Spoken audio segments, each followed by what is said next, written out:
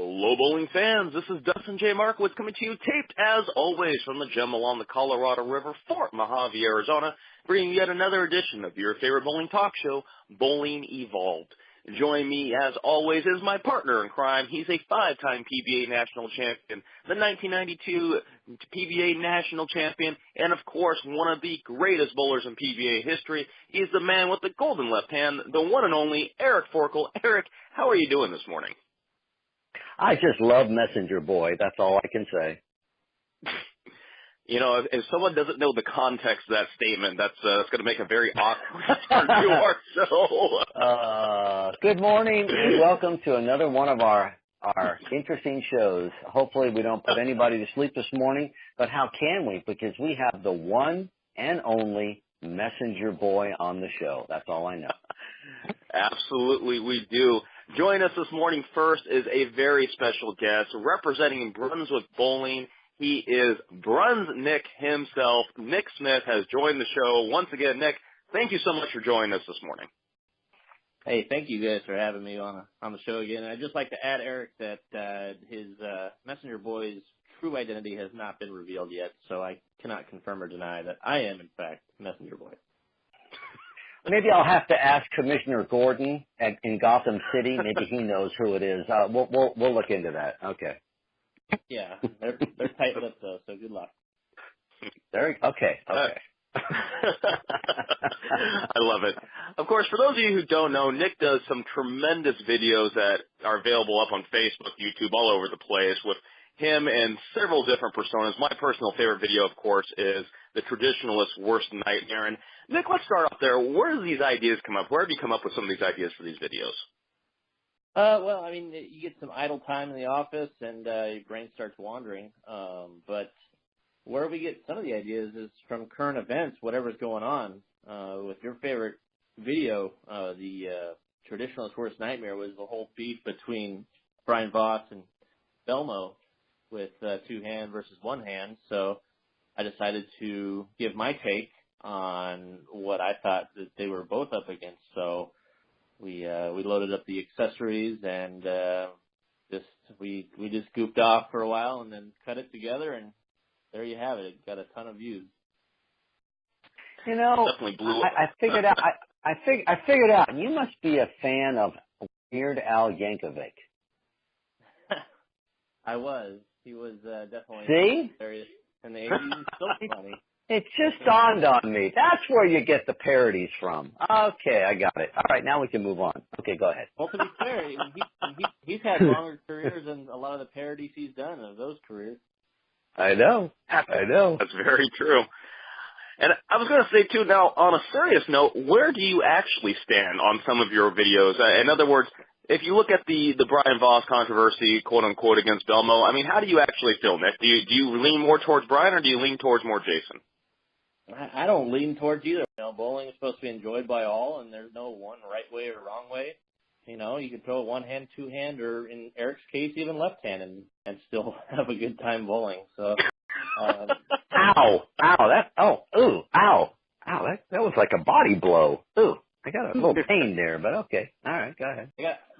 Just picture me right now with a little tiny dagger. I'm just kind of pins. You can stop jabbing the pins into the doll, and you can put my doll down with your little needles and pins. You can stop jabbing the pins into the doll and stop doing the voodoo. Let it go. All right, move on.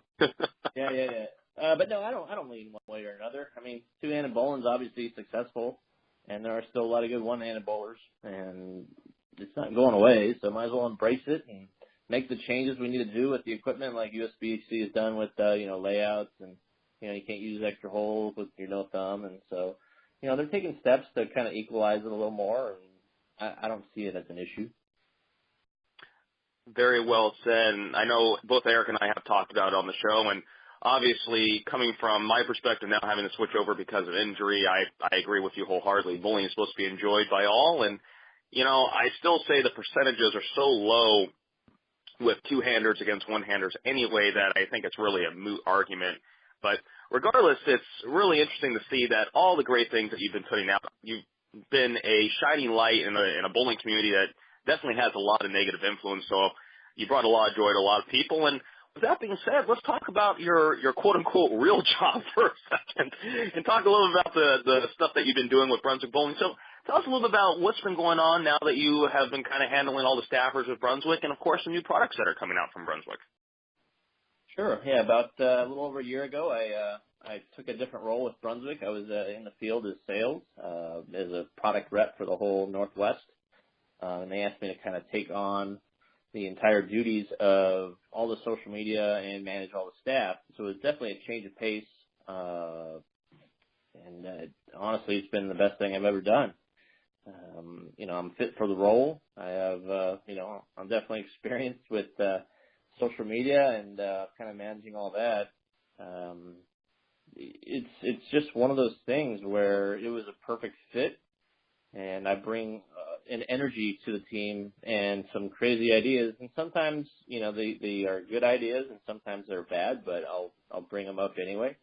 They can't all be winners, and I know I'm doing my job right when I propose an idea to my boss, Brian Graham, when he starts getting kind of antsy in his seat and he doesn't really know what to think. He's like, "Oh, I don't know about that. I don't know." So, I'm doing the social media and kind of taking over videos for the Brunswick brands. We still hire a third party to come in and actually do the professional ball videos for us on the Brunswick and DV8 side. They're overseen by myself and a few others, but I'm kind of in management as far as bringing in talent and the final editing as far as how the cuts go, that's pretty much sums up most of my days is managing staff. I'm in charge of kind of overseeing the day-to-day for staff guys as far as information going out to them or announcements or any kind of questions or follow-up or warranties they might have. So that's the bulk of my day, and just kind of doing some in-house research and development too. I kind of help the team with developing new products as well. Kind of just if they need my help or they want a second set of eyes just to kind of see something maybe they're not seeing. I kind of bring that fresh, young attitude to it all and kind of give my perspective. Because I do have pro shop history. I was in pro shops for almost a decade. And so I know what consumers typically want, and that market always changes, and somebody wants something unique. Somebody wants something unique or different, or, there's all different kinds of customer out there. There's not just one size fits all. Very well said. And, of course, your influence has definitely been felt in the Brunswick bowling community, and I would say the bowling community in general. I think that one of the strongest influences that bowling needs today is definitely the younger but experienced set of eyes, and it's always refreshing to see different outlets, of course, the social media outlet that we're involved with as well, be able to flourish in this environment. And also, you've had a chance to kind of look over some of the new equipment that's coming out, and with that, Brunswick does have several new balls coming on. To go over some of them, including the one that I'm most interested in, which is the new BTU. I think that is a very fascinating ball. Yeah, the BTU has been, in my eyes, the most talked about ball that we've come out with, just because it's unique. The marketing standpoint behind it is we're offering a ball that gives you that urethane look, that urethane reaction, without the downside that you see from an actual urethane ball, like oil loading up or a lack of consistency from shot to shot. As the lanes tend to break down and that lanes tend to carry down, the urethane ball, a traditional urethane ball, is going to push through the break point and have a harder time responding and getting through the pins. I've used plenty of urethane balls in my day, especially with the latest one that we have was the Karma urethane. And the ball's great if you can kind of play out, but you do have to move, for me, right. I know Eric's thrown plenty of urethane in his day, and he probably had to square up and move even more left to get that ball hooking still as the games go on. You can't use it forever unless you're just a freak of nature sometimes, like Jesper's been with his ball. But he's definitely an anomaly. Absolutely. And yeah, Eric, you've had a chance to take a look at some of this different stuff. How does the BTU you've had a chance to throw it, I assume? Yeah, I drove one up a while back, and it is a terrific urethane type ball. Like I said, it's different than urethane, but it is nothing like resin, so it does give you that other look, and the ball has it just rolls really well.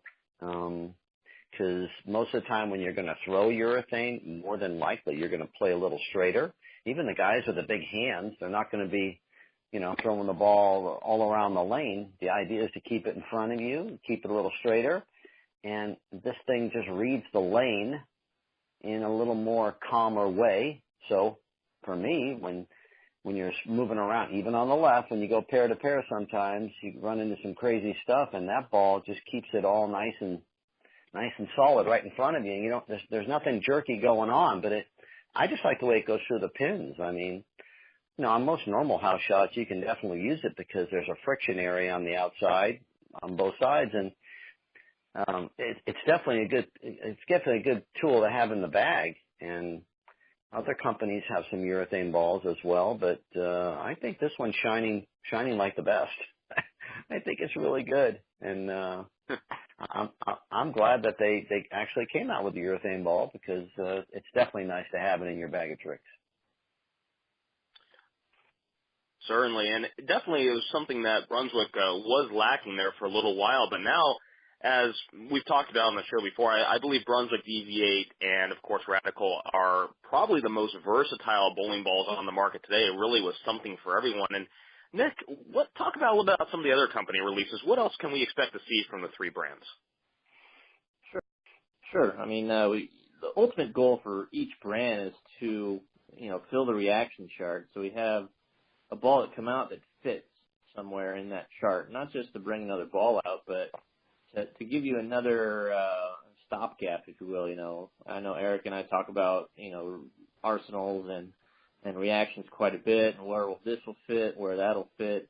That's the ultimate goal with bringing out any ball into the market is we see a hole somewhere and we want to bring out a product that'll fill that void. I guess we'll start with Brunswick. We had 4 balls come out over the summertime, with the latest just being released to the public with the Absolute Nirvana and the Fanatic BTU. The Absolute Nirvana is going to be a stronger piece. It's going to be the strongest ball in our line.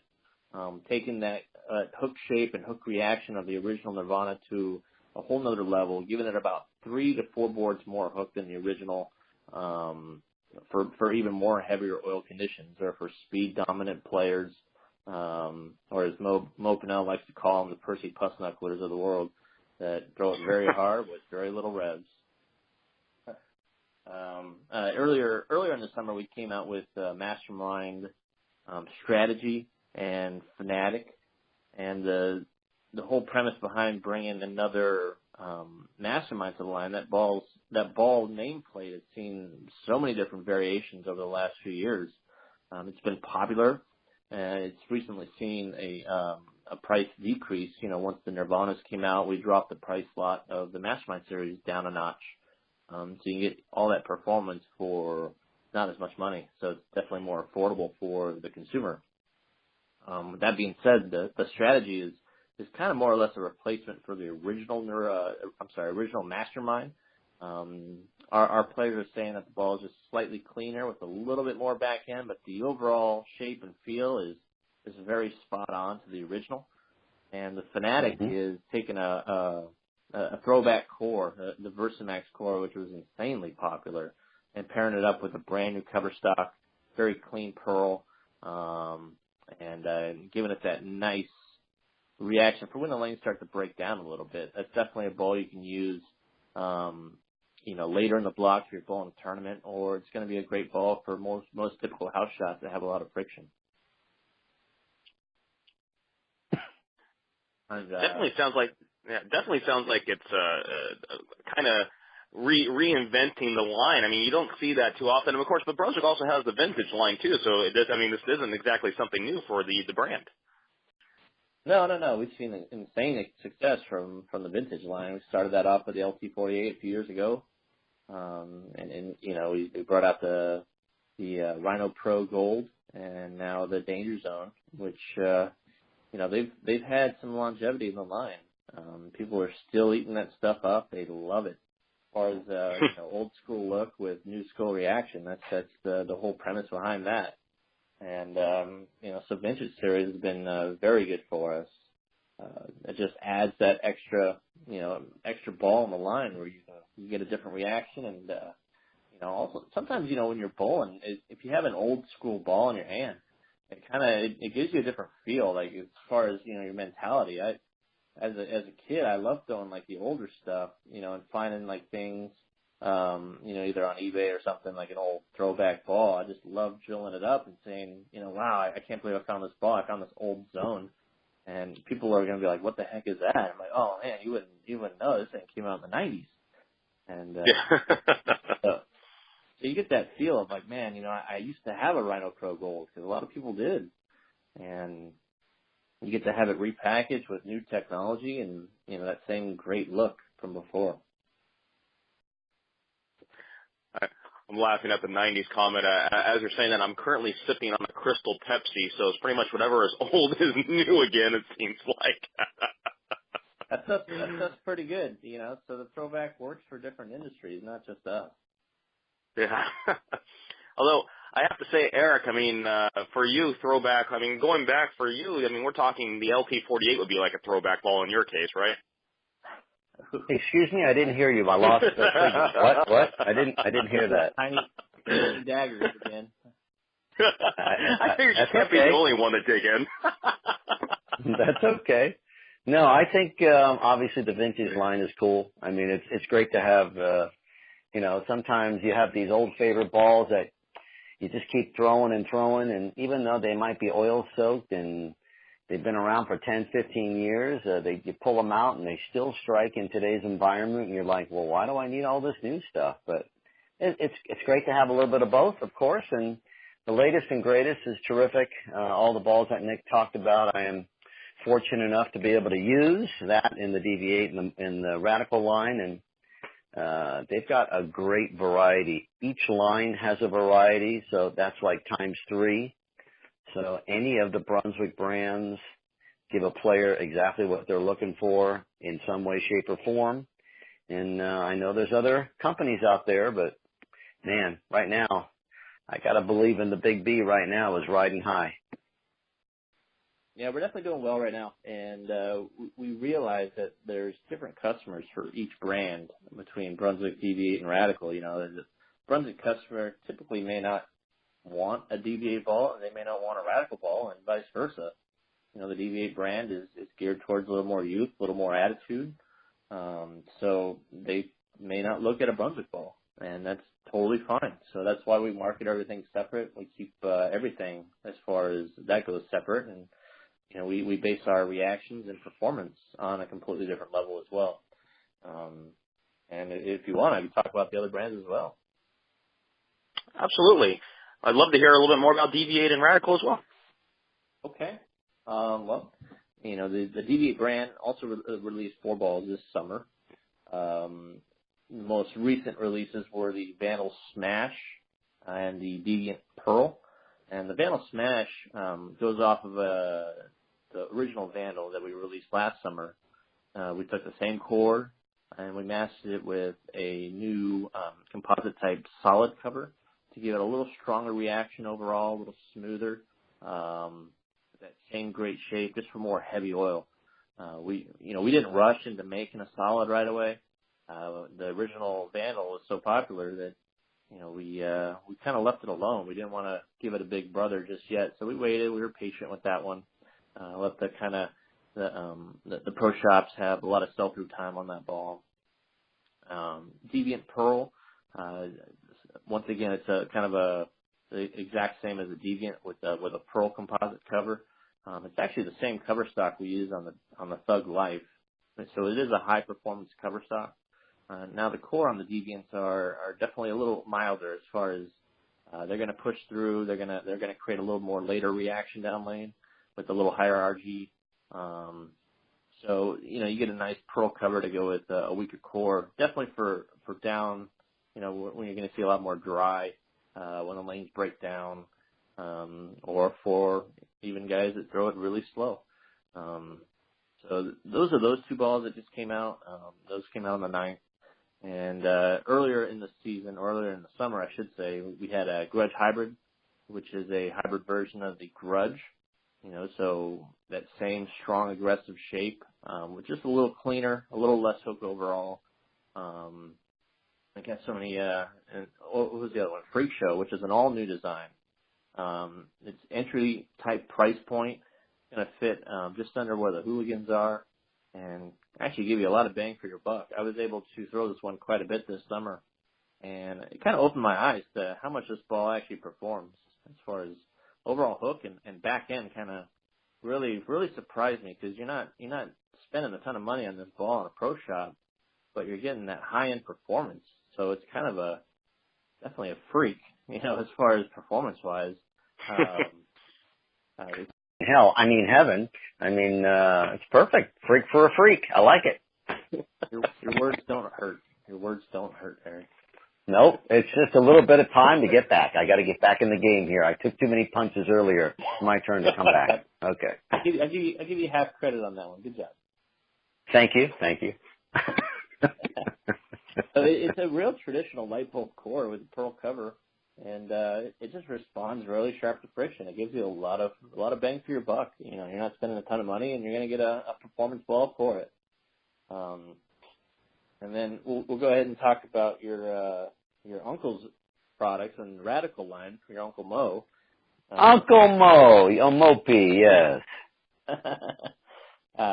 Yeah, I actually spent quite a bit of time with him this summer at a couple trade shows doing live streaming of his seminars. And yeah, I watched one of them. I thought it was pretty cool. Yeah, very cool. I watched one the other day. Excellent. They're definitely long. They're an hour long each, but the information that Mo provides, it's really ahead of its time. He's always been ahead of his time, and he's a no nonsense, talk. As far as just say it as he thinks it, this is how it is, this is how it's going to be, and if the game changes, I'll change my mind then. But for now, this is how it is. So for the bowling junkies that really just love sponging up information, that's where you want to go see it. It's on the Radical Facebook page. There's 2 different videos you can go watch from. We did one in Chicago for Bob's Business, and then Red Wing, Minnesota for Bob's Business as well. Definitely a good watch. As far as his equipment that came out, I took the reins on Radical Bowling, the ball videos, last winter time, and we started doing Throwbot comparison videos. So, it's definitely a very unique idea to have a robot testing all the balls and being, so accurate and so truthful in the way we present the product. We wanted to give it life. So the way we did that was creating different characters with different stats, bowling stats, that are throwing these balls. So we give Throwbot life, essentially, and give it kind of an attitude. And, it's been really well received. I think the videos, we get a lot of comments on our videos and a lot of feedback, and I take it all and kind of apply it to what I'm going to do in the future. But we get a lot of positive feedback on, these are some of the best videos we've seen. There's no bias. There's no human element where there's, mistakes or, you threw it out way wide and the ball reaction and the lane conditions helped it back. These are all accurate to, I've seen all the CATS data, and Throwbot doesn't miss. He does not miss. So going back on that, given all these different reactions and different specs, it really reaches out to a whole new consumer, because, how often do you see a ball video out there with one guy in it that throws it 20 miles an hour and 400 plus rev rate? He's just hooking it from one side of the lane to the other. There's a disconnect there between the average bowler that's going to throw it in his track area on his league night on Tuesday nights, and he's going to say, I don't know what that ball does to me. That guy throws it way harder than I do and revs it more than I could ever do in a night. So we take that into account, and we make these characters that are more real, as far as the average bowler is going to relate to one of these characters, and we've seen it with the comments. You know, they say, "Oh, I throw the ball like a cross between, you know, Britney Spears and Mark Zuckerberg. You know, that's me. That's me. That's how I throw it." And so we have like 7 characters now, and coming up with some of these characters, you know, it's tough, but you know, we want to make it fun. You know, we want to give them fun names where we take celebrities' names, obviously, and make it kind of bowling puns, and give them different specs and throw them out there. And you know, it's definitely a long process to film these, because Throwbot isn't the fastest bowler in the world. You know, there's some setup between each shot, but the end result is what you see, and we feel it's fantastic. And Nick, I definitely want to say it's funny you bring up that point, because I'm sure, Eric, you get the same thing. I can't tell you how many times I've been in the pro shop and someone comes up to me saying, "I want to get this ball. I saw so-and-so throw it, and this is exactly the kind of reaction I need." And then you have to sit there and take 10 minutes to explain to them, "Hey, you don't throw the ball like Parker Bone III. You don't throw the ball like Sean Rash, so this ball is not going to react the way you think it's going to react." So I think that's one thing with the Radical videos that I really enjoy, is showing bowlers, you know, something a little closer to their style and being able to explain that on terms they understand. Because, as you well know, not everyone is a bowling guru like yourself or my studious partner here, Eric. So. Well, that is correct, and that is correct in so many different ways. Here's the deal. People come in the shop all the time, and I like it when they say, "Well, what's the hottest ball on the market? What's the big?" Well, there's so many hot balls out there. I mean, I don't think I have enough space in the pro shops for all the hot balls, because everybody has their own likes and dislikes. But it's nice to be able to have a large variety of, you know, Brunswick, Radical, DV8, and everything else, and you have to customize it towards the way that person throws the ball. Because like Nick was saying, you know, the Throwbot thing that just shows with all the different rev rates, these balls respond differently. So the key is to match it up to how the person throws the ball. I try to let them get out there on the lanes and actually watch them bowl. Because if you don't watch them bowl, they seem to talk one story, and then when you actually watch them bowl, you're like, "That's not the same person who told me how they bowl." And then because you're trying to fit these balls into their game, and all the balls can fit, but it has to be for the, you know, the people who want these massive hooking balls, like say like an absolute Nirvana, and maybe they throw the ball like 12 miles an hour, and the ball just hooks so much that it rolls out and it kind of straightens out a little bit. They're like, "This ball's not hooking." But then you got the guy that throws the ball about 22 miles an hour and hums it down there, and everything they throw goes straight. But when they grab this thing, it gives them a nice curve and hook into the pocket. They're like, "This is the greatest ball on the market." And that's been that way for a long time. That's why it's great to have a wide variety of products that are very good, that can fit any customer that comes into your shop. And to me, that's what it's all about. And like Nick was saying, that's what they're always trying to figure out, to try to fill the voids, to try to add this other piece. And, you know, and that's the idea. They do that in every industry, and obviously it's the same in the bowling ball industry, pro shop industry. You know, a funny story to kind of go off on that, Eric, is Phil told me one time, you get emails all the time, Phil Cardinal, and one question he got was, you know, "Hey, I'm looking for a new ball. You know, I want something that's for medium conditions." And so Phil's like, "Well, you know, how do you bowl? You know, I've never met this guy, I've never seen him bowl. So how do you bowl?" He says, "Well, I throw it like Chris Barnes." And so he's like, "Oh, okay, yeah, great. You know, send me a video." So the next email he gets is a YouTube link, and it's a video of Chris Barnes bowling.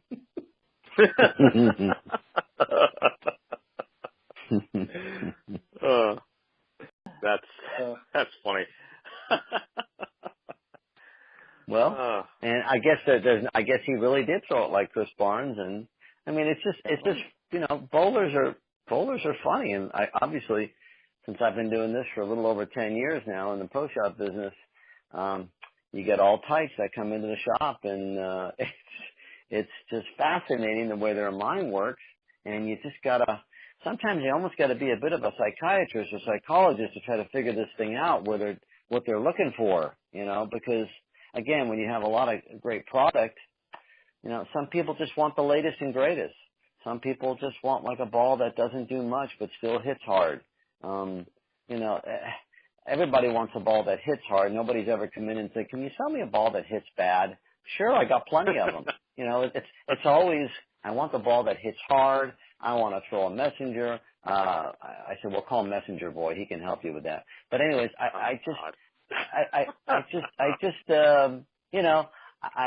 it fascinates me, but that's why it's good to bring on somebody like Nick, who can give us his spin on everything, because he has been on both sides of everything, and that's what leads to interesting conversation.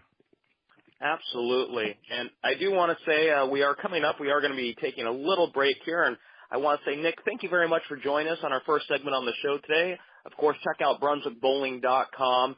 See all the new stuff from Brunswick, and of course, you'll have links to both Deviate and Radical there as well. Check out Brunsnick up on Facebook. A lot of great videos. And Nick, do you have any parting words for our audience? Not really. Just mainly apologies to Mo and Phil, and I didn't get a chance to really talk about their equipment. But go check out the Radical Bowling website as well. We have all the new videos, all the new Throwbot videos. There's 3 new releases from there as well.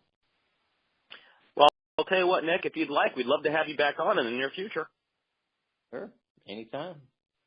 I'll tell you what, we can have Nick back when the Dodgers win the World Series. It might be a while. But... Yes. Well, look forward to Bowling Evolved in 2041. But with that being said, I gotta say, Eric, it's always great to have Nick on the show. And I was actually thinking of a little anecdote myself. I had a bowler that came in saying that they hooked the ball a ton and they were struggling, this, that, so on and so forth. I had a chance to take a look at their track line. They were a full roller, which I always think is a really interesting concept. And it goes back to what you said. Bowlers are a strange breed sometimes. They will say one thing and there's something totally different. Yeah, most of the time they really don't know what they're talking about, but you have to sit there with a smile on your face and just try to appease them and try to help them out. It's, like I said, it's almost like being a bartender, I guess, It's interesting, the stories you listen to. And, it's just, and now that you're back on the pro shop side, you will understand what I'm talking about. And, but it gives you a different perspective, that's for sure.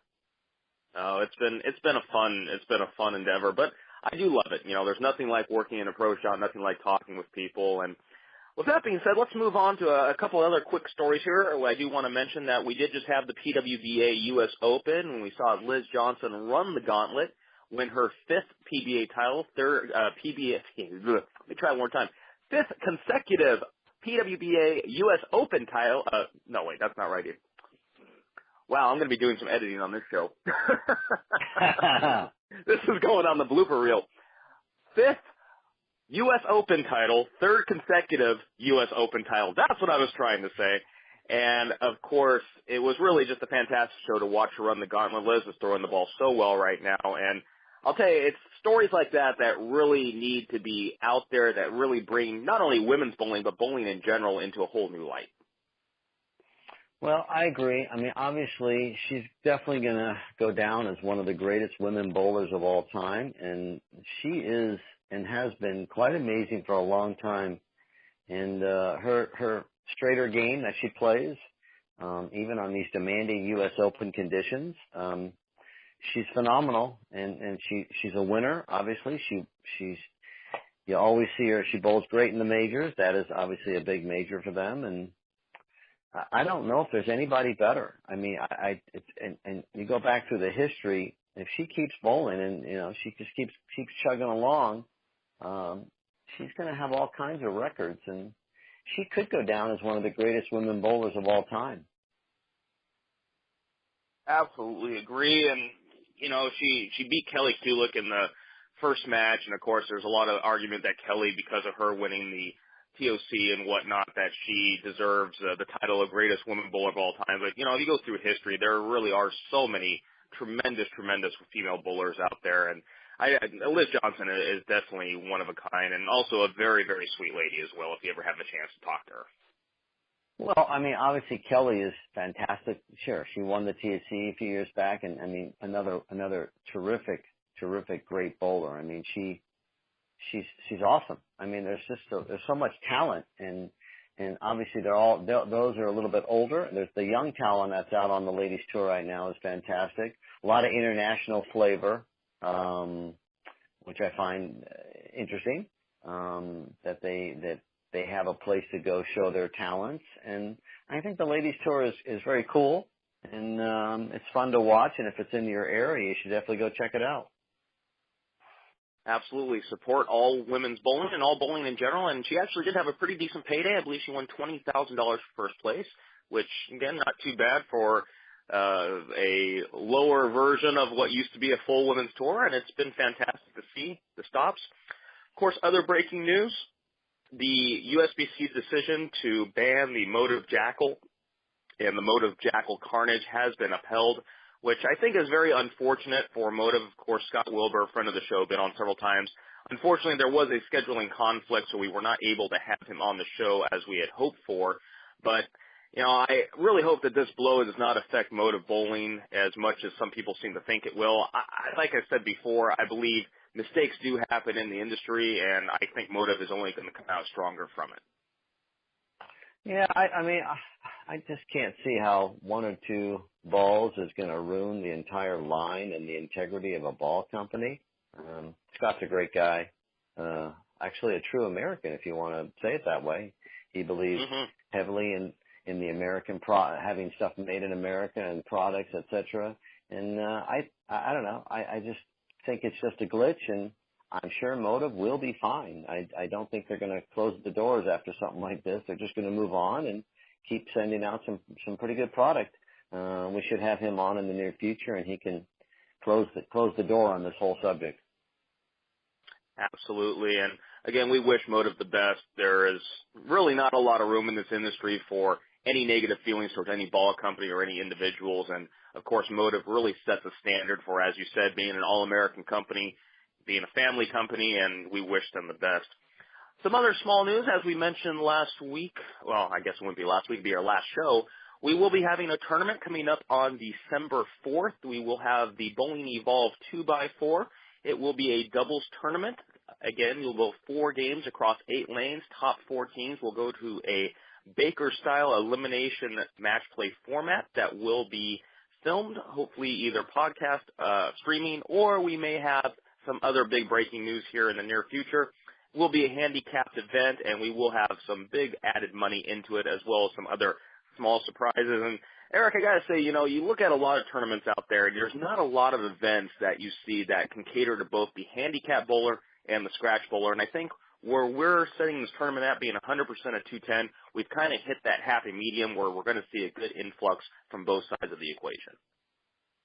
Yeah, that's what I'm kind of hoping. It is a bit of a unique situation, and hopefully people will turn out and come visit the wonderful Riverside Lades. I mean, I tell you, I love that place.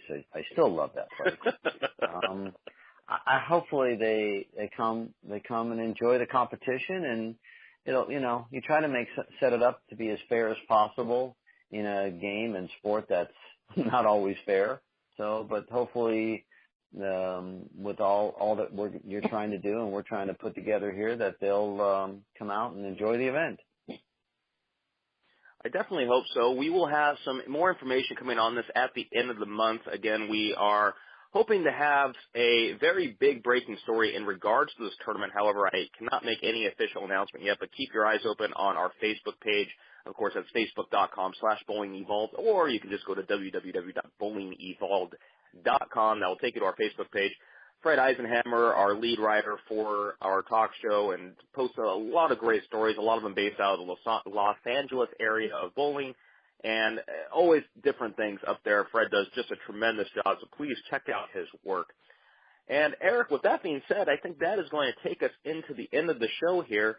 Always a pleasure to do another fantastic show. Great to have Nick on. And Eric, I even enjoy talking to you once in a while. Well, and so you should. I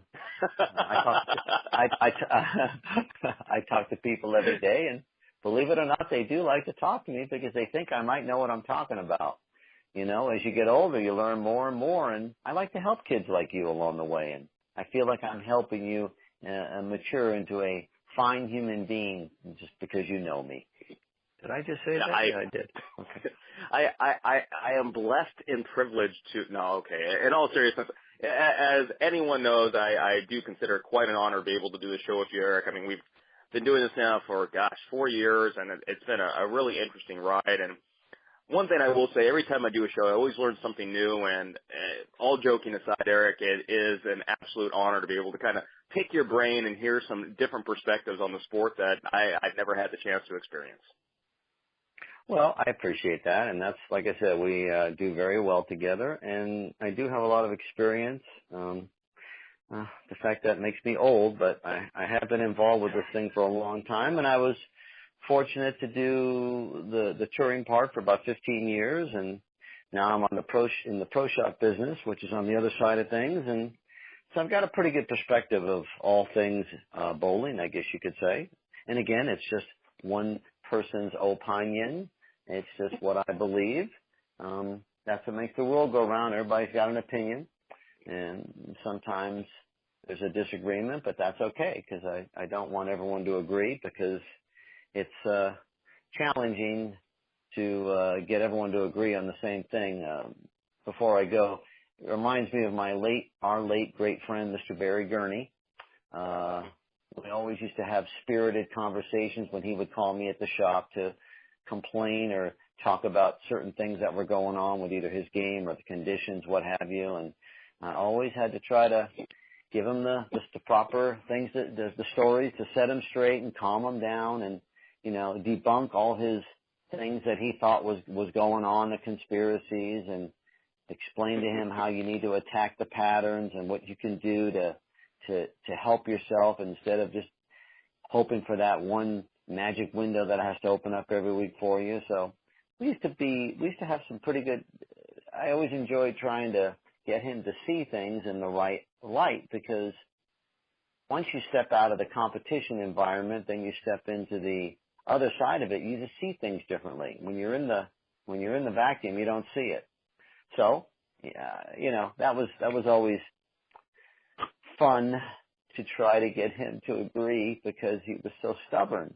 But there are a lot of people like that, you know, even who still are around and bowl today. You have to evolve, just like our show. You have to evolve to different things, and we've got some interesting things coming in the future for us that it may change Bowling Evolve quite a bit, and I'm looking forward to it. Very much so, and I always, you know, on the topic of Barry Gurney, you know, Barry was a tremendous individual. We've talked about him a lot, and I just always remember talking to him on the phone, and I would talk to him about once every week or so and just riff about bowling, and I always used to laugh because I always wanted to talk to him about what he was going on with his career and his perspectives on things, and he would kind of talk about what was going on with it. It always came back to what I was doing out in the lanes. He was always fascinated to know what we were doing with the show and how we were promoting bowling, and that was really the kind of guy he was. He wanted to see bowling thrive in so many ways, and I do miss him quite a bit. I wish he was still here with us today, but hopefully he's in a better place, and, you know, his legacy, as long as we're still doing the show, will continue to live on. Well, that is true, and one day we'll all get together again, so we'll just go from there. Very much. Well, again, thank you very much for listening, folks. Also, before I do forget, please check out the new Mongoose Bowling website. MongooseProducts.com is back up and running. I know there have been some issues over the last few weeks. We recently switched servers, and now Mongoose Products is back up and line. Steve Adams and Mongoose, of course, tremendous for support. It's been going at it for over 35 years, and the Mongoose Products page, if I do say so myself, does look pretty darn good, but maybe it's because I had a hand in designing it. I don't know, Eric. I might be that full of myself. You're definitely full of yourself. I agree. You're killing me. With that being said, ladies and gentlemen, thank you so much for tuning in. Check us out on our next show here in the near future. But for Eric Forkel, I've been Dustin J. Markowitz. Have a great day. Good morning.